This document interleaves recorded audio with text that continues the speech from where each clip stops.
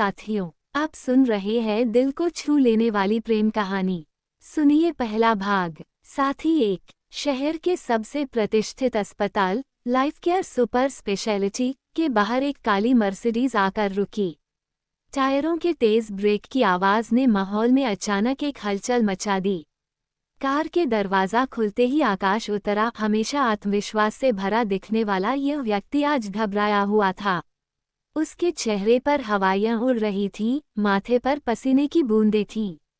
अभी वह अपनी घबराहट संभाल भी नहीं पाया था कि सामने भूमि आ गई। उसकी आंखों में चिंता और बेचैनी का तूफान था। आकाश, जल्दी अंदर चलो, वक्त बहुत कम है, भूमि ने लगभग उसका हाथ खींचते हुए कहा। आकाश ने कुछ पूछने की कोशिश की, लेकिन भूमि ने उसे कोई मौका नहीं दिया। दोनों अस्पताल के ग्लास डोर को धकेलते हुए अंदर दाखिल हुए। अंदर का माहौल बेहद गंभीर था।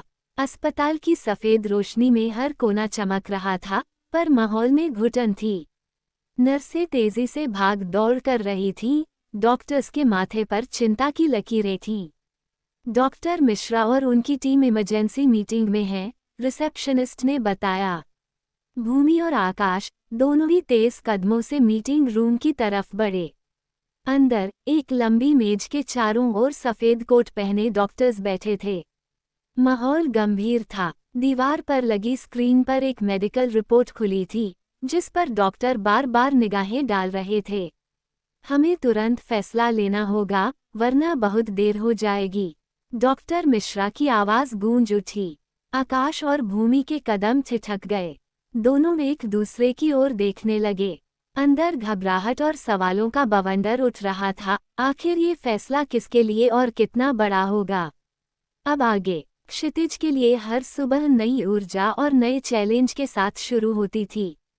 वह 10 साल का था, लेकिन उसकी समझदारी और आत्मविश्वास उसे अपनी उम्र के बच्चों से अलग बनाते थे।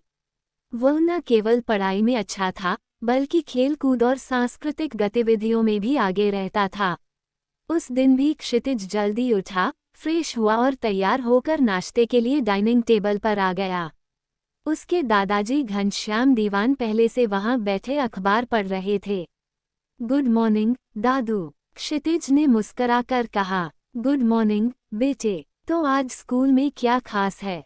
उन्होंने चश्मा उतारकर पूछा। आज नाटक की फाइनल रिहर्सल है और स्पोर्ट्स डे की प्रैक्टिस भी शुरू हो रही है, क्षितिज ने उत्साहित होकर बताया।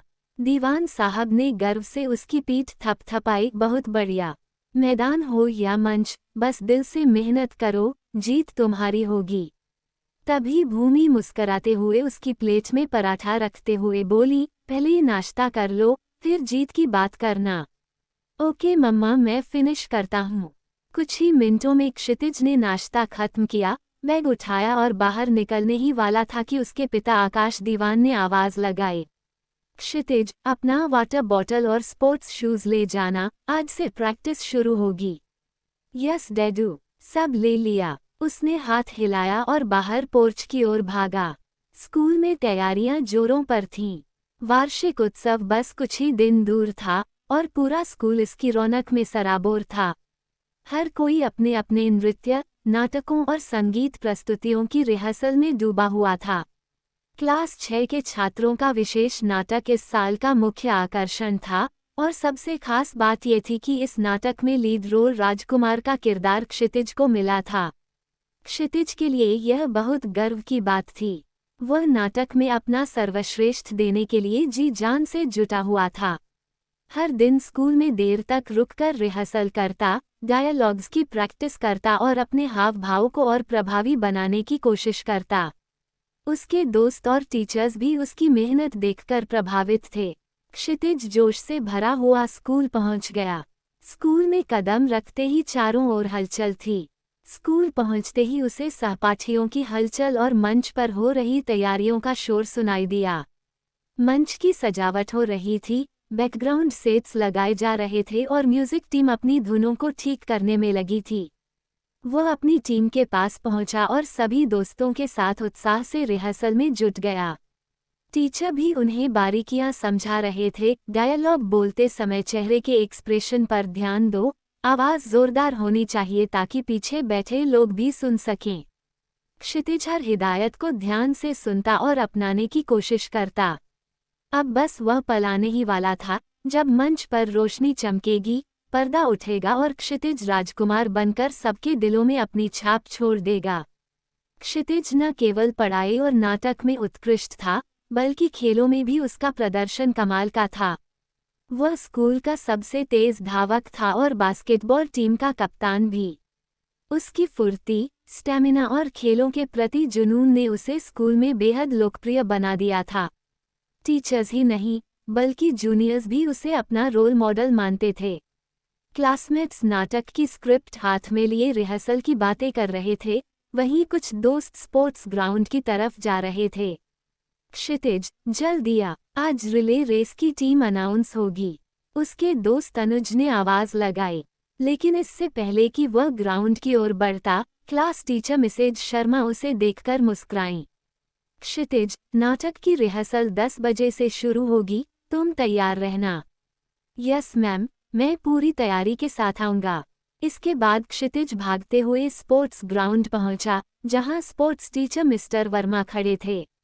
तो बच्चों, इस साल स्पोर्ट्स डे के लिए टीम तैयार करनी है। 100 मीटर, 200 मीटर और रिले रेस के लिए हम ट्रायल लेंगे।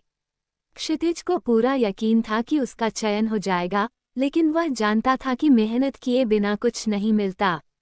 वह ट्रैक पर खड़ा हुआ, घुटनों पर हाथ रखकर तैयार हुआ और सीटी बजते ही बिजली की तरह दौड़ा। कुछ ही सेकंड्स में वह सबसे आगे था। जैसे ही वह फिनिश लाइन पर पहुंचा, सभी दोस्त तालियां बजाने लगे। वाह, 100 मीटर में 12 सेकंड। क्षितिज, तुम फिर से हमारी मेन रेस टीम में रहोगे, मिस्टर वर्मा ने घोषणा की।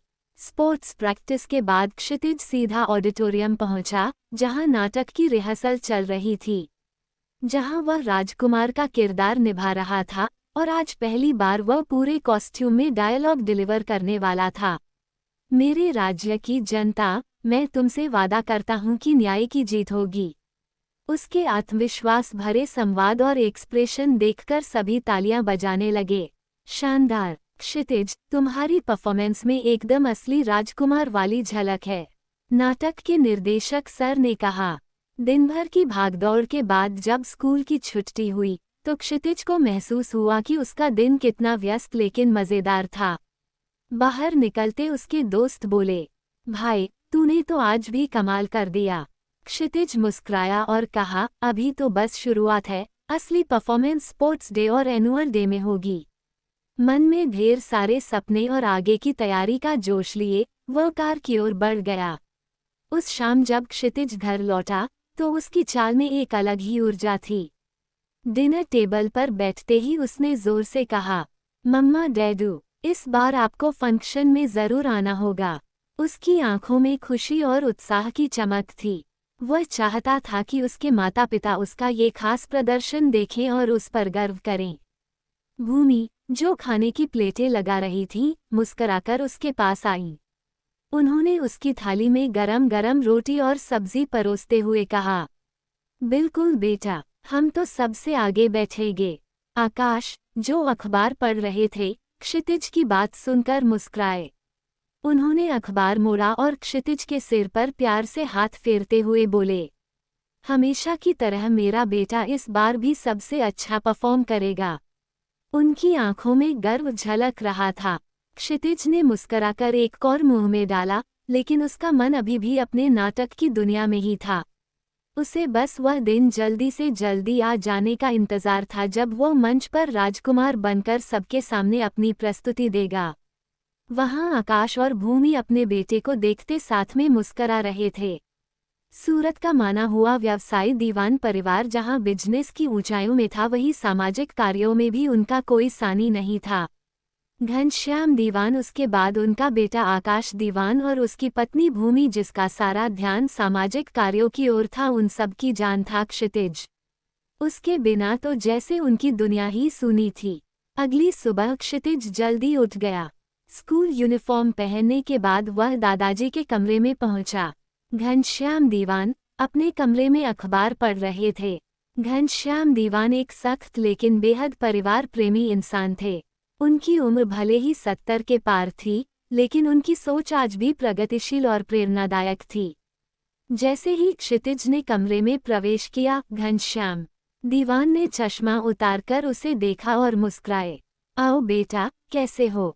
उन्होंने प्यार से पूछा। क्षितिज पास आया और उनके पैरों को छूकर आशीर्वाद लिया।